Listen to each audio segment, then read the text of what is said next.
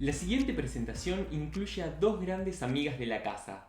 Son profesionales excepcionales, muy comprometidas y colaboradoras de la Fundación Neurodiversidad.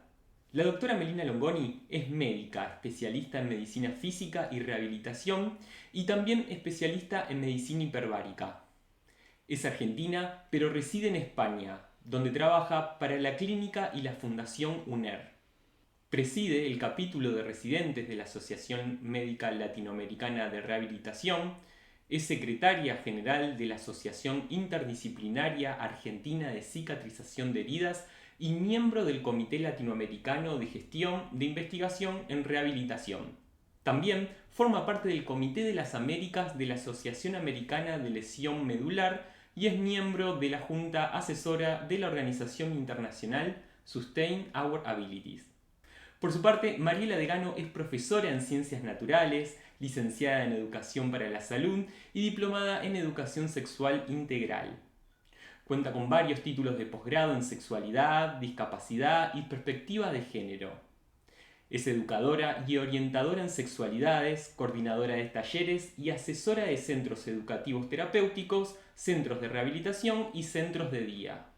Ambas son mujeres emprendedoras y entre muchos otros proyectos crearon y dirigen Sexabilidad, un grupo interdisciplinar de profesionales de la salud latinoamericanos que persiguen el empoderamiento sexual de la discapacidad. Justamente sobre ese tema nos van a hablar hoy. Siempre es un placer enorme escucharlas y nos hace muy felices tenerlas con nosotros. Bienvenidas Melina Longoni y Mariela Degano.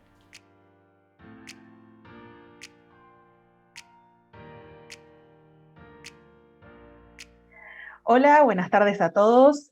Mi nombre es Melina Longoni y nuestra charla del día de hoy se llama Sexabilizar la neurodiversidad.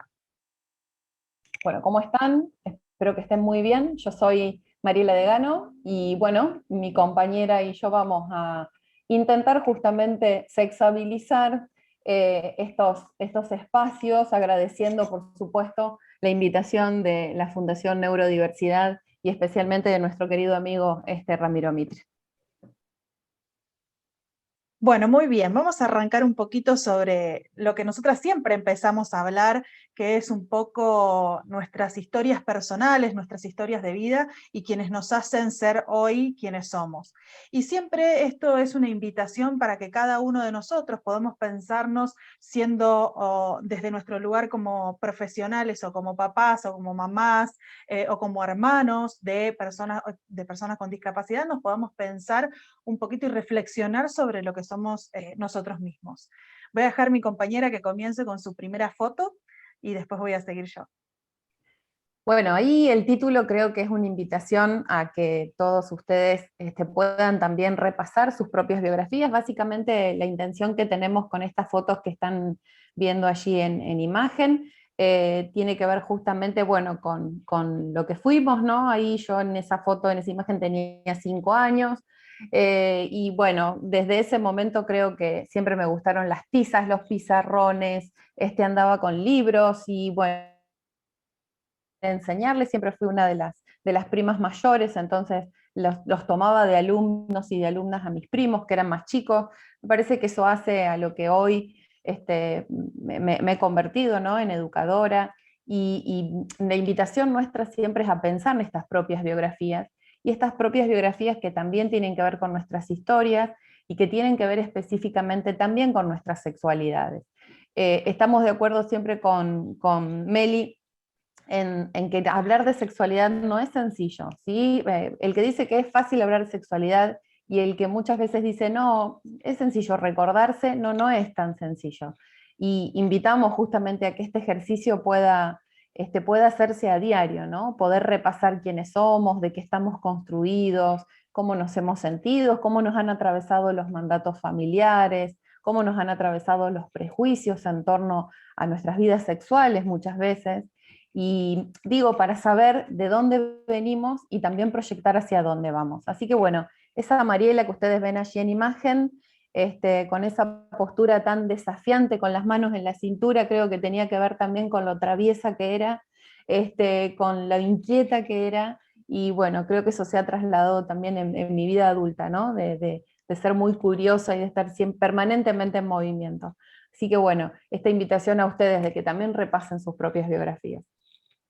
Bueno, en mi caso, esa foto mía de muy pequeñita, creo que tenía como unos 5 años ahí, con un estetoscopio en la mano y un tensiómetro, era un poco con lo que yo estaba en contacto permanentemente y que creo que forjó también mi personalidad y hacia dónde iba. Siempre me gustó mucho la salud y el hecho de poder ayudar a las personas desde este lugar a través digamos, de darle salud y bienestar. Siempre fue algo que me motivó mucho desde muy pequeña y siempre estuve, digamos, con esa idea fija de que cuando fuera grande iba a ser médica, que fue, digamos, mi carrera al finalizar la secundaria. También esto de las biografías, como dice María, no es fácil repasarlas, porque a veces uno empieza a decir, bueno, voy a hacer este ejercicio en este momento que las chicas lo están contando, voy a hacer este ejercicio y a veces hay recuerdos que vienen fácilmente, hay otros que podemos buscar las fotos y empezar a recordar todas esas historias de las personas que intervinieron en esas historias y cómo todas esas personas de nuestra primera infancia fueron las que ayudaron también a desarrollar nuestra personalidad, a desarrollar nuestros gustos, nuestras intenciones, cómo fueron ellos y cómo fue todo nuestro entorno también y cómo nosotros reaccionamos a eso, ser quien somos hoy en día. Y a veces, ¿por qué no es sencillo? Porque hay muchas cosas, en general uno se acuerda de muchas cosas lindas y de muchas cuestiones que tienen que ver digamos, con los recuerdos agradables, pero también hay, digamos, muchos recuerdos desagradables, hay muchos recuerdos dolorosos. Entonces es un ejercicio que no es tan sencillo y que hay que empezar a prepararse también porque esos recuerdos también y todas esas cuestiones negativas y malas que han pasado en nuestra vida también hacen de la parte de quién somos hoy en día. Por eso este repaso siempre es importante, tratar de hacerlo de a poco, si es que no nos animamos de hacerlo en alguna vez, pero es importante hacer este repaso para saber dónde estamos parados y desde qué lugar vamos a hablar, en este caso específicamente con el tema de la sexualidad. Como decía Mari, no es un tema sencillo de abordar, no solamente digamos, para la comunidad en general no es un tema sencillo. Nuestras culturas están muy atravesadas por cuestiones que tienen que ver con los tabúes, mitos y prejuicios en torno a la sexualidad, sino más específicamente hay mucho más mitos, prejuicios y falta de información cuando queremos hablar de la sexualidad en personas con condición de discapacidad.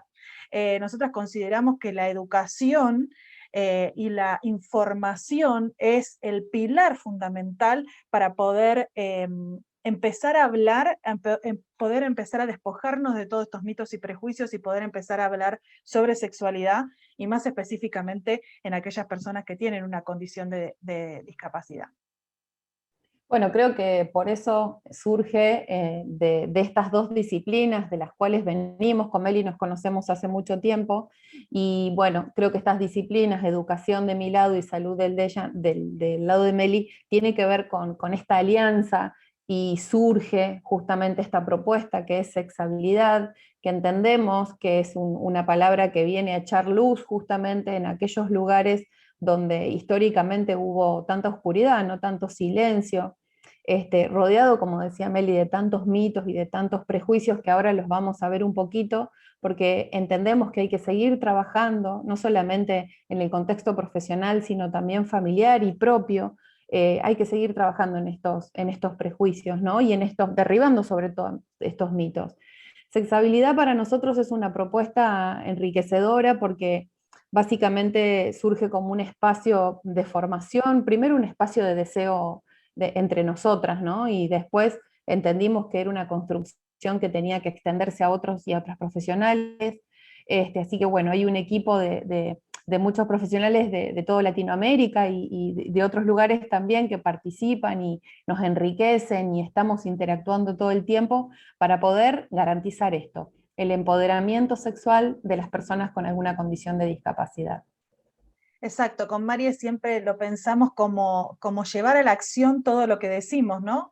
Porque uno puede estudiar un montón de cosas y leer y pensar que tiene que hacer cómo tiene que hacer algunas cosas, pero en realidad después es esto, ¿no? Llevar a la acción todo lo que estamos diciendo, poder tener ese enriquecimiento de poder trabajar con las personas con discapacidad y que podamos construirlo entre todos, no solamente desde un espacio académico o desde un espacio profesional, sino también que lo construimos también con aquellas personas con discapacidad, con diferentes condiciones de discapacidad, porque son las que realmente nos enseñan a nosotros y nos dan esta retroalimentación de cómo tenemos, por el camino de dónde tenemos que ir, cómo tenemos que adaptar la información, cómo tenemos que llegar a cada uno de ellos, un poco dependiendo digamos, de la condición de discapacidad que tengan las personas, tratamos de adaptar la información, pero que consideramos que es importantísimo que esa información le llegue absolutamente a todo el mundo.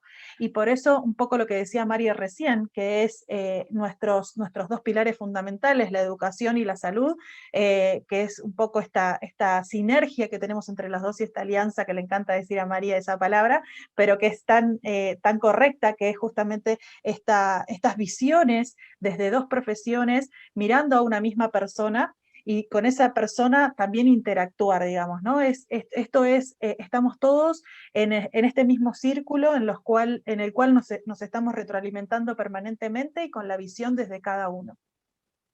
Sí, y enriqueciendo, Meli, también, ¿no? Porque es eso, me parece que hay un nutrir permanente, en permanente movimiento entre el ámbito de la salud y de la educación, y también hay una necesidad, ¿no? O sea, es algo como que se atraen y también se necesitan, y me parece que es interesante pensar la sexualidad desde esta alianza que hace salud y educación, porque creo que ahí es donde salimos a garantizar justamente una sexualidad integral, ¿no? Y no una sexualidad fragmentada. O sea, ¿cuántas veces hemos sabido y conocido perfectamente de vos, inclusive de las personas que acompañamos, pacientes, estudiantes, las propias personas con discapacidad, cuando intentamos dar una respuesta muchas veces solo desde el modelo médico queda fragmentada esa respuesta. Cuando intentamos dar una respuesta en torno a la sexualidad desde el ámbito de la educación también queda fragmentada. Entonces,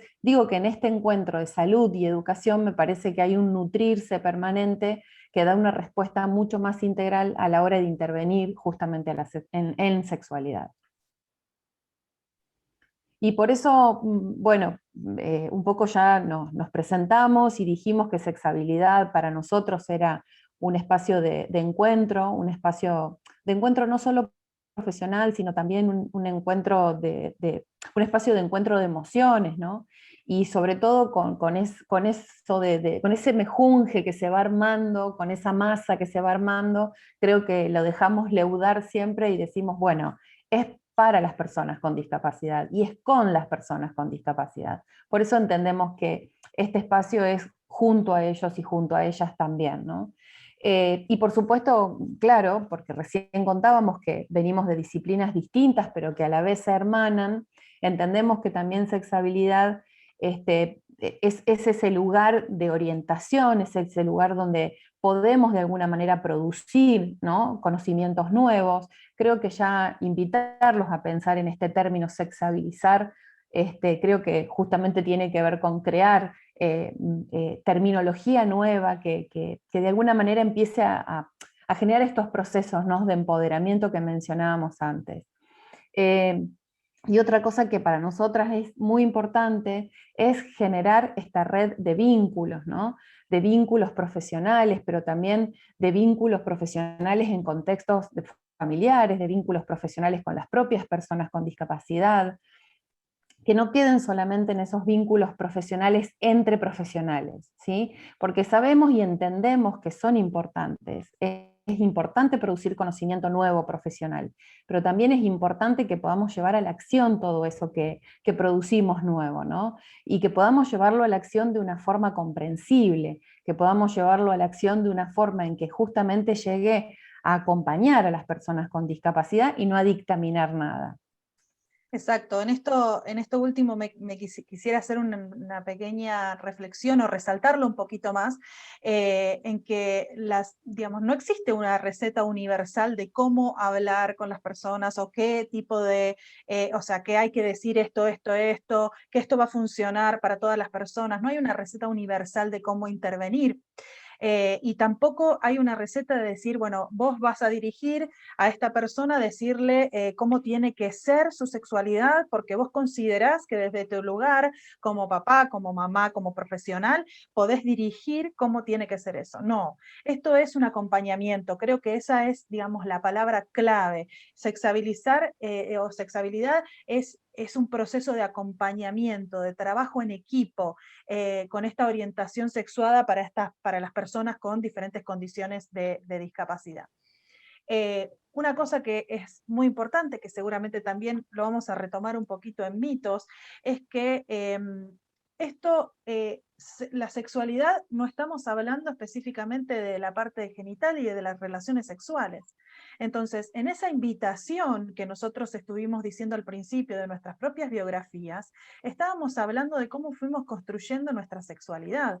Estábamos hablando de que no, o sea, la sexualidad nos atraviesa completamente desde el momento en que nacemos o desde el momento de la gestación hasta el día en que morimos.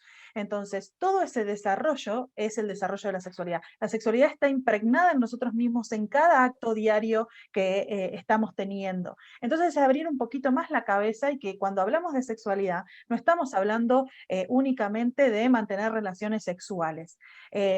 Y por eso es tan importante, digamos, meterse a hacer este proceso de introspección. ¿Desde qué lugar vamos a hablar nosotros de la sexualidad? ¿Desde qué lugar? ¿A través de qué conocimientos que yo tengo? ¿De qué es lo que yo considero que es la sexualidad? Entonces, además de hacer este repaso de la biografía sexual, también hacer un repaso de nuestro concepto de sexualidad. Sí, Meli, y básicamente en torno a esto que vos decís, digo porque viste que venimos de pensar la sexualidad siempre en relación a los genitales. Cuando sabemos que hoy la sexualidad, esta que estamos proponiendo, ¿no? De una forma integral, holística, tiene que ver con los derechos sexuales y reproductivos, tiene que ver con nuestros cuerpos, tiene que ver con lo diversos sexuales que nos sintamos, que nos autopercibamos, que somos, tiene que ver con una mirada de género, entonces tiene que ver con la afectividad, ¿no? Con lo vincular. Entonces vaya si eso que es tan pequeño y encorsetado, como decimos siempre, que es sexualidad igual genitalidad, no, al contrario, se abre un panorama mucho más amplio que nos permita justamente ser seres gozosos a todas y a todos. Exacto. Y en este punto último, que para nosotras es muy importante, que es esto que decimos es necesario y urgente producir nuevos y renovados conocimientos en relación con la sexualidad humana, con estos derechos que decía Marie en particular, es porque históricamente nuestras sociedades se han quedado atrás en cuanto al abordaje, no solamente, digamos, de la sexualidad de las personas con discapacidad, sino ya de por sí de la educación sexual. Y muchas veces lo que nos plantean muchos papás o muchas mamás o muchos profesionales es que cuando tenemos una persona o vamos a hablar con una persona que tiene alguna condición de discapacidad de tipo neurodiverso, es en qué momento o cómo voy a hablar de este tema si para mí es una persona que, que seguramente no va a tener relaciones sexuales, o es una persona que no está pensando, no debería pensar en eso porque tiene otras cosas más importantes que debería estar pensando, que es su condición de discapacidad. Y en realidad esto es parte de la vida misma y por lo tanto cuando suelen llegarnos estas preguntas cuando los chicos o las personas empiezan a ser adolescentes o adultos y que su cuerpo tiene la manifestación normal de una persona con adolescente, con las hormonas, con los cambios físicos, con los cambios estructurales, con los cambios en lo que tiene que ver con sus pensamientos y demás, va a pasar. Entonces, lo ideal es que nosotros podamos preparar a todas esas personas para ese momento, que no nos llame la atención o que no nos surja en ese momento decir, bueno, ahora, ¿qué hago? Porque se me queman los papeles. Si podemos, o sea, lo ideal sería una intervención temprana. Eso es lo que consideramos que debería ser, y por eso necesitamos sí o sí que esta información le llegue a todo el mundo, y ya, en este momento. Nunca es tarde. Si no lo han hecho hasta ahora, pero tienen un hijo adolescente que empieza a tener estas preguntas y demás, es el momento. Nunca es tarde. Si tienen un niño con una condición de discapacidad, es el momento. Podemos adaptar la información al momento en el cual está transitando la persona, pero es importante que reciba este tipo de educación y este tipo de información. Sí, Meli, y antes de empezar con los mitos, esto que vos decías, ¿no? Y también desde el ámbito de la medicina se ve mucho, bueno, preocupémonos por el lenguaje, preocupémonos para ver cómo se comunica, preocupémonos si socializa o no, o qué conductas sexuales tiene en público, o qué... Bueno, esto también hace a la educación sexual. Es más, siempre insistimos de que justamente es la herramienta, la educación sexual, para después seguir trabajando sobre el lenguaje, para después seguir trabajando, o junto a la educación sexual, seguir trabajando el lenguaje, si socializa o no, cómo lo hace, cómo se comunica. ¿No? Me parece que nos perdemos de mucho cuando dejamos pasar el tiempo sin abordar la sexualidad en edades tempranas, ¿no? Y sobre todo con esta gran estratega que es la educación sexual. Exacto. Y un poco antes de arrancar con los mitos, esto va a ser un ejercicio para todos y todas las que están escuchando en este momento, es un poco empezar a pensar qué es lo que nosotros pensamos sobre la discapacidad y sobre la sexualidad. Y esto puede llamarles mucho la atención a muchas personas que estén escuchando, más que nada papás o mamás. Muchas veces estos mitos están muy arraigados no solamente en lo que tiene que ver con la sociedad, sino también en los profesionales. Entonces es muy importante empezar a destruir cada uno de esos mitos y prejuicios que existen en torno a la sexualidad y a la discapacidad. Bueno, uno de los principales mitos tienen que ver justamente con que las personas con discapacidad son asexuales, no son sexuales, no son asexuales, o son justamente eternos niños, en donde ahí se generan, digo yo siempre, procesos de infantilización y de angelización, ¿no? Que de alguna manera detiene ante la mirada de los otros y de las otras, de verlos en la edad que realmente tienen, ¿no? Entonces nos ha pasado con Meli de que nos dicen, bueno, yo te quiero hacer alguna pregunta porque en relación a mi hijo con una discapacidad, y cuando le preguntas cuántos años tiene esa mamá o esa papá, te dice tiene 30. Entonces, digo, hasta en el decir se escucha justamente este proceso de infantilización. Tengamos en cuenta que tenemos una condición como seres humanos que es justamente la de ser seres sexuales, ¿no? De ser seres sexuados. O sea que no importa la condición que tengamos, sea intelectual, sea motriz o sea sensorial, ninguna de estas condiciones nos va a quitar, nos va a abyectar, digamos, de esta posibilidad de ser seres sexuales, ¿sí? También, bueno, otro de los mitos es que, bueno, una persona que tiene una discapacidad no puede ser deseable. Eh, y esto no solamente lo vemos en torno a lo que piensa el exterior, sino que el exterior también condiciona que la persona sienta que no, que no es deseable, porque hasta lo condicionamos a que piense de esa manera. Y la verdad es que esto lo vemos a diario, ¿no? Y vemos que las personas tienen deseos de estar con otras personas, o sea, y encuentran otras personas que los encuentran completamente deseables. Entonces, no pongamos estos condicionamientos a la persona, porque al final la persona terminaría o termina creyendo que eso es una realidad, que nadie los va a querer, porque encima, o sea, no solamente es el no de ser deseable, es el no ser querido, el no ser amado, el no poder encontrar una pareja. Entonces, todas esas cosas, cuando les estamos diciendo todo eso, es a lo que los estamos condicionando.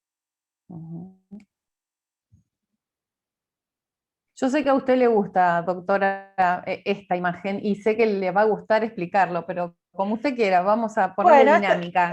esta imagen me gusta, siempre la elijo porque en realidad siempre digo lo mismo. Para mí, pienso, ¿no? Que digo, muchos tienen muchas expectativas y que la culpa la tiene Hollywood porque nos ha hecho creer que existe el príncipe azul y que todo es perfecto y que todos fueron felices y comieron perdices al final de la historia. Y que por lo tanto todo tiene que ser espontáneo, que existe ese amor a primera vista y que el sexo debe ser espontáneo y que surge en el momento y que es la pasión y que siempre va a ser así, que tiene que ser todos los días y que tiene que ser sexo genital. Y más aún que tiene que ser sexo heterosexual.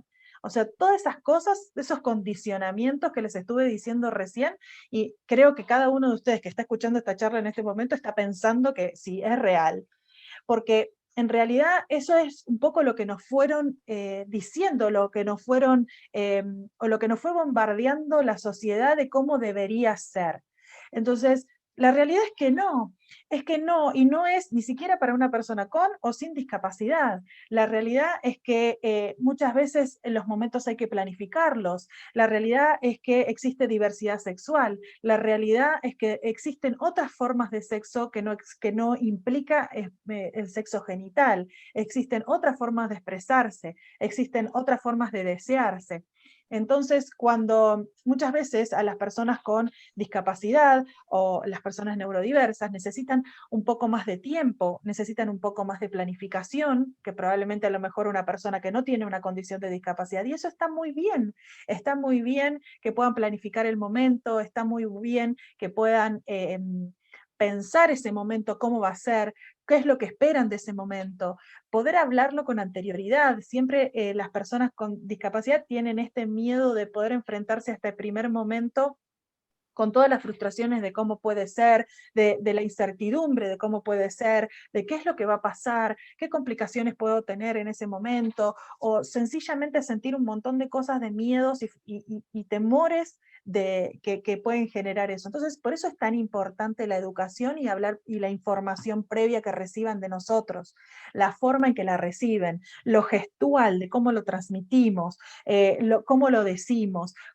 quién se lo está diciendo, de qué forma. Entonces, todo eso forma parte de la planificación. Si es una persona que a lo mejor en su condición de neurodiverso necesita tomar alguna medicación en particular y esa medicación le da algún síntoma como puede ser sueño o se siente cansado, fatigado, eso también debe estar, digamos, charlado con anterioridad y decirle, bueno, te puede pasar esto, puede hablar con un médico si es que lo está tratando con alguna medicación y decirle, bueno, vos tenés intenciones de tener relaciones o querés planificar este momento de intimidad, que no hace falta que tenga, digamos, una penetración o que sea un sexo genital, pero querés planificar ese momento y te querés sentir bien y querés estar mejor, probablemente podemos cambiar el horario de tu medicación para que no te dé sueño, para que no te dé fatiga. Entonces, este mito está muy relacionado con todo lo que tenemos que hacer previamente. O sea, no es así ni para las personas con discapacidad ni para las personas sin discapacidad. Y la planificación es una gran estrategia para, digamos, tener una relación sexual más placentera y autónoma y a gusto, digamos, de las dos personas. Y la comunicación con la persona con la que van a tener este momento de intimidad también es fundamental que se realice antes de poder llegar a este momento. Bueno, llegamos al cuarto mito, que las personas con discapacidad no pueden tener un sexo real, ¿no? Y nosotras siempre nos preguntamos, ¿qué es el sexo real? O muchas veces escuchamos, Meli, ¿no? Esto de una sexualidad plena.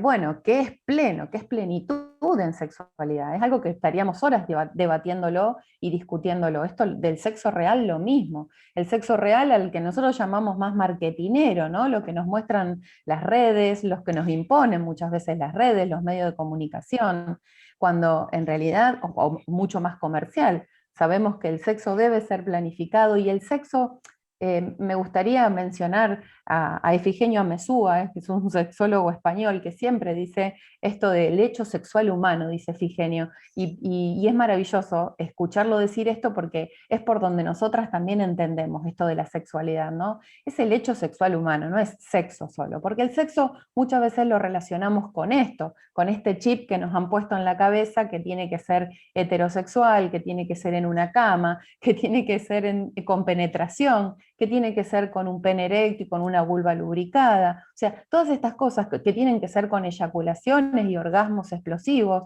cuando sabemos que el sexo, justamente que el cotidiano, el que se vive diversamente, y digo, y también entendemos esto, ¿no? De lo diverso en lo sexual, porque no todos vivimos de la misma forma el sexo, no todos vivimos de la misma forma los encuentros, no todos vivimos de la misma forma las emociones que nos generan estar con otros cuerpos, ¿no? Estar en desnudez con otros cuerpos o no. Digo, todo esto tiene que ver con este sexo real que nos quieren imponer y que muchas veces se aleja justamente de la realidad, ¿no?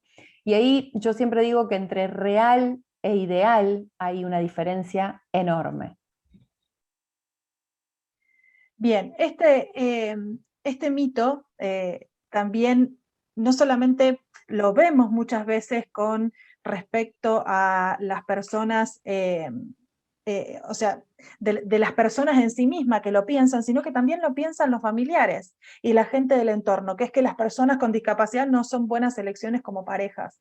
Se encuentran, o sea, juzgados desde algún lugar si la persona con discapacidad tiene una relación con una persona sin discapacidad, todo ese mito que se genera alrededor o todos esos condicionamientos que se generan alrededor de cómo vas a estar con una persona con una discapacidad, vos pudiendo estar con una persona sin discapacidad, y en realidad todo eso, todo ese condicionamiento es algo que incluso si leemos esta pequeña historia que dice, que cuenta una persona, esta historia es real, que a los 20 años se compromete con una persona sin discapacidad y la familia estaba preocupada porque pensaba como que esa persona o se iba a cansar en algún momento, que lo notaba como si fuera una novedad, iba a perder el interés. Fíjense toda la información subliminal que le estamos metiendo a la persona con discapacidad cuando quiere tener una pareja y puede o no tener una discapacidad su pareja. Todos estos mensajes subliminales como que no son lo suficientemente buenos para estar en pareja con otra persona. Entonces, todos estos mitos no solamente son creencias que existen alrededor, sino que son mensajes que les vamos metiendo a las personas en la cabeza y que van condicionando su sexualidad, su vida, su afectividad, la forma en la que se relacionan con el entorno. Sí, Meli, y una cosa antes de pasar a este mito, todas estas cuestiones, estos condicionamientos que vos decís, nosotros también entendemos que vulneran derechos, ¿no? Digo, las propias personas con discapacidad pudiendo tomar sus propias decisiones. Y si en esa situación no sucedería, bueno, ahí tenemos que articular los sistemas de acompañamiento, estos dispositivos de acompañamiento, para que accesibilicemos la información y que puedan ser lo más autónomos posible a la hora de decidir si quieren estar o no en pareja y con quién quieren hacerlo, ¿no? Entonces, digo, todos estos mitos como este vulneran derechos, por supuesto. Las personas con discapacidad tienen cosas más importantes por las que preocuparse que el sexo, justamente. Y claro, pero es porque seguimos entendiendo el sexo genital, ¿no? Entonces quizás vos, Meli, lo podrás describir mejor, pero es preferible que esté, no sé, 800 horas haciendo una rehabilitación de su pierna, y si ese paciente pregunta quizás por algo en torno a cómo vivir su sexualidad después de una lesión, por un accidente, y bueno, no, eso, espera un poquito, después te lo explico, me parece que ahora nos tenemos que concentrar en tus piernas, ¿no?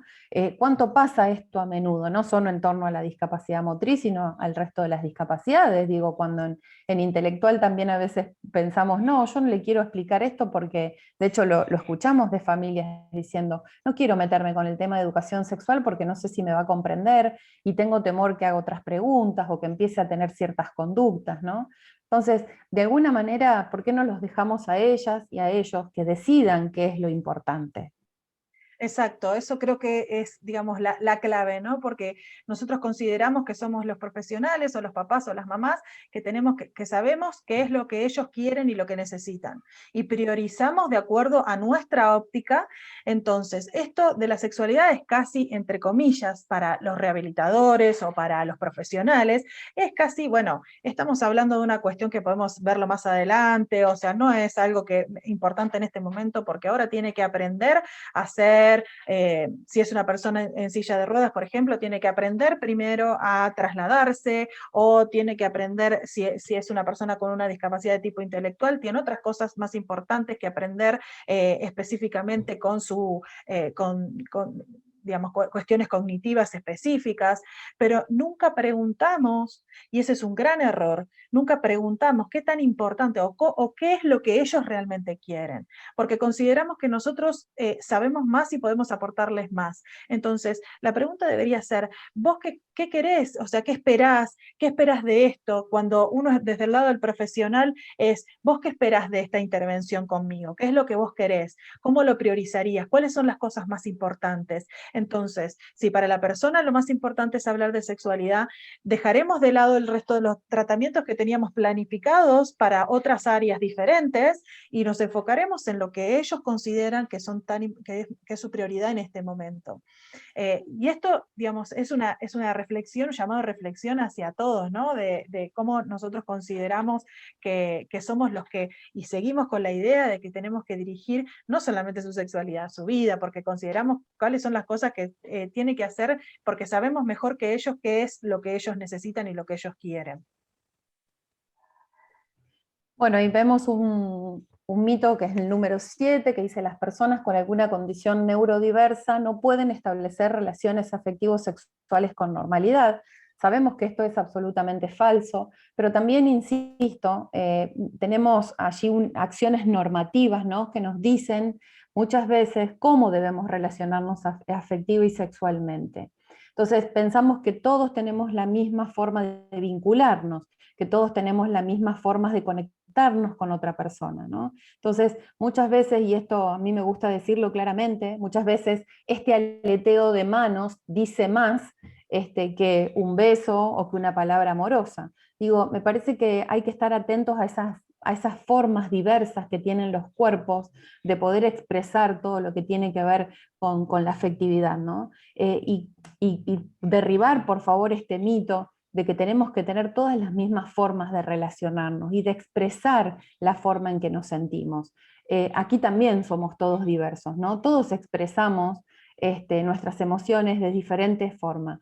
Y queremos decirle esto también: mi forma de expresar no inhabilita la tuya, ni la tuya inhabilita la mía. Me parece que esto es algo en lo que hay que trabajar y mucho, porque lo vemos a diario, insisto, y insistimos con Meli, de que no se ve solamente estos mitos en los contextos familiares. Muchísimos de estos mitos se replican en los ambientes profesionales. Creo que por eso también nos cuesta tanto despojarnos, ¿no?, de estos mitos.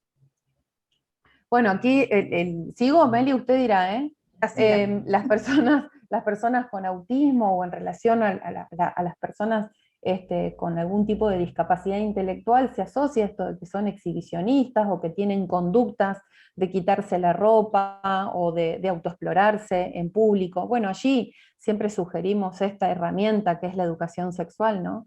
Si nosotros podemos hacer una diferencia desde muy pequeños y pequeñas en cuáles son los espacios en donde podemos autoexplorarnos, porque sabemos que la autoexploración es placentera, es gozosa. Entonces, bueno, no censurar la autoexploración, sino explicar de forma sencilla. Inclusive sabemos que tenemos un montón de recursos pedagógicos y didácticos para reforzar justamente esa información que podemos dar desde la oralidad. Cuáles son los espacios públicos, cuáles son los espacios privados, cuáles son íntimos, hacer diferenciación entre esos tres espacios y en qué lugares podemos estar de determinada manera, en qué lugares podemos explorarnos y en qué lugar no, con qué objetos hacerlo y con qué no. O sea, me parece que estos datos tienen que aparecer claramente para que no tengamos quizás que vivir una situación desagradable de exposición, ¿no?, de exposición de la persona que lo está haciendo y de exposición de aquellos que observan. Exacto, y esto que decís vos que es súper importante, ¿no? Que estábamos diciendo, ¿no? La importancia de la intervención temprana. Muchas veces los papás o las mamás o los mismos profesionales tendemos a eh, pensar como que la persona digamos, es un objeto de estudio o los profesionales solemos hacer muchas veces eso de, por ejemplo, bueno, tengo que revisar el paciente, es mi paciente, por lo tanto le saco la sábana, lo expongo porque yo necesito ver tal o cual cosa, los permisos para eso, o sea, como que me siento digamos, con la potestad de poder intervenir con esa persona sin su consentimiento y su permiso porque digamos, lo estamos objetivizando. Y además, por ejemplo, lo vemos mucho con los papás o las mamás, que a veces dicen, bueno, como es una persona con condición de discapacidad, nadie la va a mirar, no entiende mucho qué es lo que está pasando, entonces, bueno, lo puedo desnudar acá en la playa o en la pileta porque le estoy cambiando el pantalón o porque le estoy cambiando la malla, total, no pasa nada. O sea, y todas esas cosas se quedan grabadas en la persona, estamos condicionando y le estamos diciendo que está bien hacerlo, y nos llama la atención después cuando lo hacen como adultos. Y en realidad fue algo que nosotros le enseñamos de chiquitito. Entonces, por eso es tan importante la intervención tan temprana. Y esto está muy relacionado, casi todos estos mitos están muy relacionados con el primer mito principal que estábamos hablando, con esto en relación con la infantilización. Como pensamos que son angelitos y son niños permanentes, aunque tenga el cuerpo de un chico de 30 años, como tiene la mentalidad de una criatura o de un chico, o sea, está bien tratarlo como tal. Y hacemos lo mismo. Entonces, todos esos condicionamientos, en realidad somos nosotros los que los estamos educando de esa manera. A mí esta imagen me encanta, si bien, bueno, ella se llama Rachel, tiene una historia muy, muy potente. Esta foto me parece maravillosa porque ella misma está como censurada a no hablar de sexualidad, a no hablar de la discapacidad, a no hablar de las relaciones, de los vínculos, porque de sexo no se habla. Y esto es un mito que no solamente tiene que ver con la discapacidad, este es un mito que muchos de nosotros, yo tengo 37 años y en mi juventud, digamos, tampoco era algo que se hablara tan abiertamente. En las escuelas no se hablaba, si uno no lo hablaba en su entorno familiar y en momentos en particular porque existía una pregunta, una curiosidad o había que explicar algo en particular, no se hablaba de ese tema, no se habla de la sexualidad en general, no se habla del deseo, no se habla de la afectividad. Entonces, justamente esto es parte de lo que condiciona a esto que estamos diciendo, estamos llegando tarde.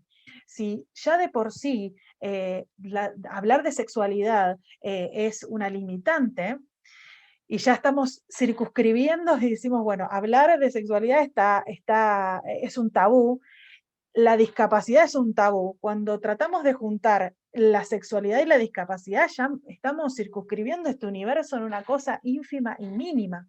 Entonces, es importante que empecemos a hablar del tema. Es importante que le llegue la información a la gente. Es importante que eduquemos.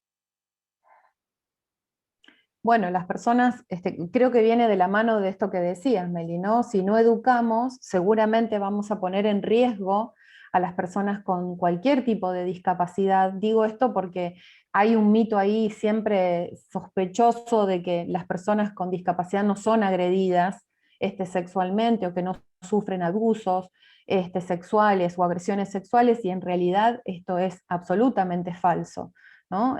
Esto sucede y mucho más frecuentemente de lo que nosotros creemos. Lo que sucede es que no se informa, lo que sucede es que no sale quizás de las cuatro paredes de su casa, ¿no? Muchas personas con discapacidad, ustedes saben que los abusos o las violencias sexuales en general siempre se dan en los contextos intrafamiliares. Entonces, las personas con discapacidad que muchas veces porque no todas tienen la posibilidad de asistir a centros terapéuticos, no todas tienen la posibilidad de asistir a escuelas especiales, no todas tienen la posibilidad de asistir a centros de rehabilitación y pasan muchas horas en su casa, muchas veces compartiendo horas con ese agresor o con esa agresora o con esa persona que abusa, ¿no? Y cuando nosotros decimos de que la educación es la herramienta, es porque la educación justamente te emancipa, ¿no? Si vos sabés cuáles son los permisos que debes tener para tu cuerpo, quiénes pueden acceder a tu cuerpo y quiénes no, de qué forma pueden acceder. Entonces, eso me parece que tiene que ver con detener algunas medidas que tienen relación justamente con estas agresiones y detectar la agresión a tiempo, ¿no? Si tenemos información, vamos a detectar la agresión y por supuesto vamos a poder buscar la forma de denunciarla, ¿no? De pedir ayuda. Bueno, esto tiene que ver un poco con todo lo que estuvimos hablando recién, que consideramos que las personas con discapacidad no necesitan ningún tipo de educación sexual, porque como nunca van a tener relaciones sexuales o nunca van a explorar su sexualidad, por lo tanto, ¿para qué les vamos a enseñar? Y ya hemos visto que esto es completamente falso. De hecho, bueno, ahí ven algunos de los librillos en general esta diapositiva se la robo a Marie, porque son sus cuadernillos de ESI, así que si querés la podés explicar vos con más detenimiento. No, pero venías muy bien, Doc. No, digo que siempre decimos con vos de que es necesario producir este material nuevo también, ¿no? Y material que refleje. Sabemos que la ley de educación sexual en nuestro país es maravillosa, pero entendemos también que falta compromiso para la implementación real de esta ley, ¿no? Entonces hay algunos lugares que todavía estos cuadernillos o no han llegado, o no es solamente estos cuadernillos, hay mucha información más por fuera de estos cuadernillos a las que nos debemos acercar, y entendemos que ya la educación sexual no solamente tiene que invadir los espacios escolares, sino ir por otros lugares también, ¿no? Que la educación sexual también aparezca en los centros de salud, en las bibliotecas populares, en los centros culturales, en los contextos familiares. Digo que esté presente dando respuestas a las inquietudes de los niños, de los adolescentes, de los jóvenes, en cualquier lugar. Y siempre nos llama la atención en estos cuadernillos que tenemos imágenes de niños y niñas reales, y en el cuadernillo justamente de apoyo para pensar la educación sexual en la discapacidad se utilizan ilustraciones. Entendiendo también este proceso de infantilización que muchas veces sin querer está presente en todos lados, hasta en un cuadernillo de educación sexual, ¿no? El mito 12, bueno, sigo, usted me dirá, ¿eh? Siga, siga. Sigo.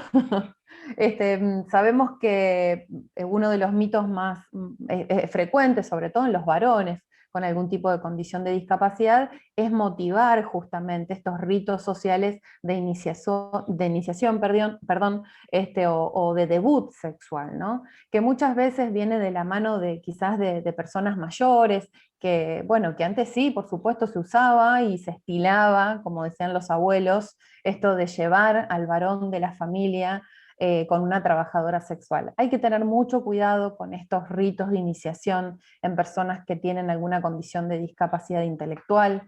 Me parece que lo que hablábamos con Meli, esto de anticipar ciertos sucesos, de anticipar ciertos acontecimientos, de proteger también en torno a la salud sexual de ambas personas. Me parece que hay muchas cosas por explicar antes de que este momento aparezca, pero hay uno que me parece que va arriba de todo esto que dije recién, que es: ¿la persona desea ir con una trabajadora sexual? ¿Le estamos preguntando a ese varón si quiere ir con una trabajadora sexual, si entiende la labor que realiza una trabajadora sexual? Me parece que hay cuestiones históricas que hemos siempre decidido por ellos. Estos ritos de iniciación tienen que ver con eso, con decidir con un aspecto cultural por las personas con discapacidad. Así que preguntemos antes de decidir.